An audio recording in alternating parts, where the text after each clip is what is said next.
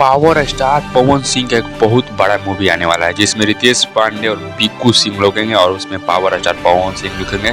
जी एक जिला पर उस फिल्म का आ रहा है शाहाबादी। जी जिला का नाम है शाहाबादी, उसी पर फिल्म का नाम है शाहाबादी और उसी जिला पर फिल्म एक पावर स्टार पवन सिंह बना रहे हैं जिसके कल लखनऊ में शूटिंग चालू हो गया है। जी हाँ, शाहाबादी फिल्म का कल शूटिंग चालू हो गया लखनऊ में। पावर स्टार पवन सिंह उसमें है, बिक्कू सिंह हैं जो गाते हैं गायक, और रितेश पांडे है, और हीरोइन में आपके नीलम गिरी है भाई साहब, और कल संजय वर्मा है और बहुत तमाम उसमें टीम है।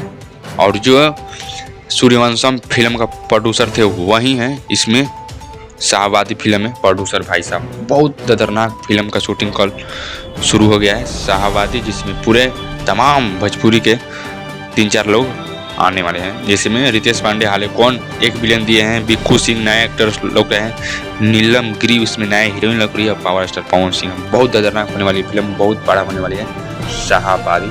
तो आप लोग को हम देने वाले थे अपडेट यही कि जो है शाहाबादी फिल्म चालू हो गया है और 1 से 5-6 महीने के अंदर वो फिल्म कंप्लीट हो जाएगी शूटिंग।